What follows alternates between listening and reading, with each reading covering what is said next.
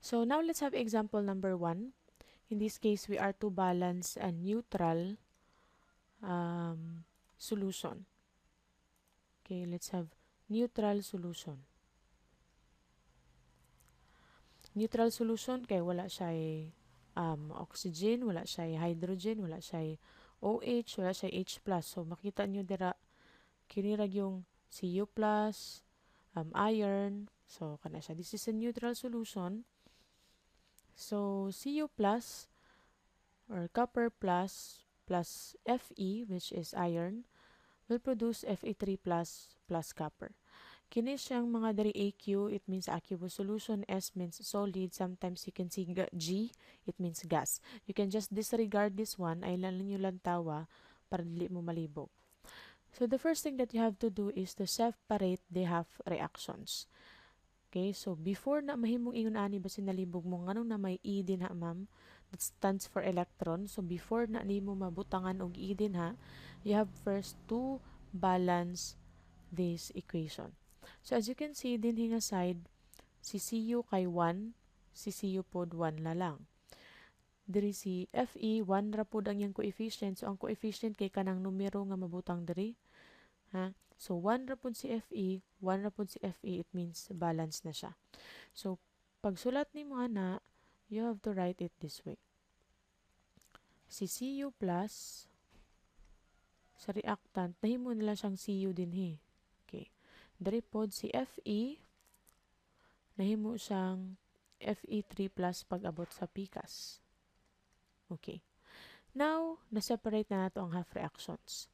Ma'am, ganun diri na may E minus. Diba ganina sa diri sa method, i-balance nimo ang mga elements. Butangan nimo og H2O kung mag-balance kag oxygen, butangan pud nimo og H+ kung mag-balance kag hydrogen. However, in this case wala moy hydrogen, walay oxygen, so moderisyo na ta dinhi nga i-balance nato ang charges. So, add up the charges on each side, make them equal. So, dari na dayon ta. Equal by adding enough electrons. So, as you can see, dari siya, Cu+. So, ang charge niya kay +1. Then dinhi, wala iya mo. Then sa iron, una, wala iya mo charge. Karon, nahimo na siyang 3+. Ang charge niya nahimong 3+. So, kadili man balance ang charges, mao na to sa step 4 ganina, mag-add na ta og electrons. Sa Cu, plus na dinhi diri, Cu 0. So, unsaon man nato na siya para mag-balance, para 0 pod, kay diri 0 man, kinahanglan pod nimo diri ka mag-add og electron para ma-0 ni. So, kay plus man na, ada nato na siya og electron para ma-0. So, or para pareha dinhi, 0 siya.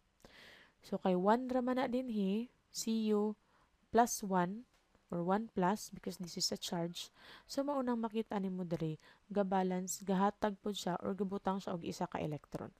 So, inana nimo pagsulat, butangan nimo og E minus. So, kung makita nimo 1, positive 1 plus negative 1 equals 0. So, balance na siya.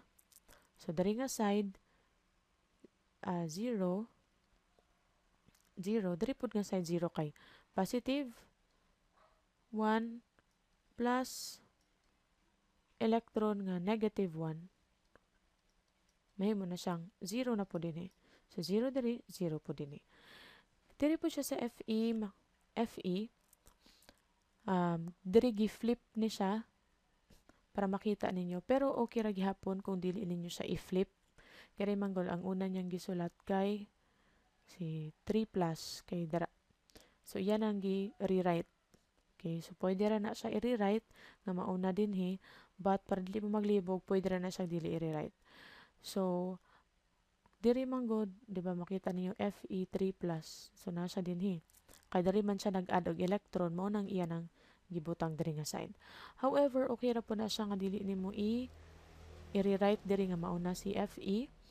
So, kung kini ang atong basihan, 0 man ni siya diri ang charge, then diri 3 plus. So, of course, magbutang ka og tulupod ka electron.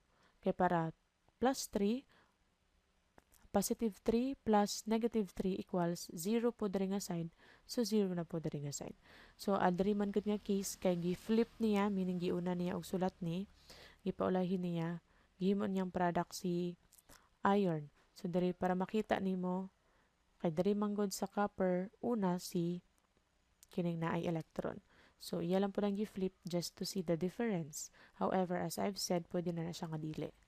So Fe 3 plus, so diri kay 0 man, so butangan nimo minus 3 or 3 minus para ma-0 po diri nga side. So it means balance na ang iyang charge sa both sides. Now, the copper reaction is reduced. Na-reduced siya because ni kuha siya og electron. Ni accept siya og electron. Iron is oxidized. So, si iron, mao ni oxidize. So, tanawan ninyo ganina, yara nang gisulat just to see the difference. Pero pag abot dinhi, pag abot diri, gisulat na niya balik. Okay, so gisulat na niya balik. So, now let's have step number 2. Ayan, step number 2, you are to balance the electrons in the equation. So, as you can see earlier, ang electrons ganina sa copper, 1 ra, then sa iron, 2. So, there is atong step. Ayan, the electron on each side must be made equal. So, kinahanglan nimo siya i-balance kay in this case, dili man siya equal. 1 din 3 din Okay, so ang imong buhaton is, okay, kato ako example kanina, i-multiply nimo siya og 3. But if mag-multiply ka og 3, tulo or 3 din kay electrons, iwi mo na siyang multiply ang tanan. So, as you can see, makita nimo diri na 3, naapoy 3. Kung ibalik ganina nga slide. Let's erase this one first. And, okay. So, diri ko mag-balance. So, diri nga side 1, diri nga side nga 3. So, kung mag-balance ko, kung unsa akong i-multiply sa electron, mao na akong i-multiply sa whole equation. So, kung mag-multiply kong 3 din because this one is 3 para mapareha sa lang nga 3. So, I'll put 3. And then 3 naman na, 3 na dili na lang nako ni siya hilabtan. So, you will not change this one, or to make it formal, you can multiply it by 1.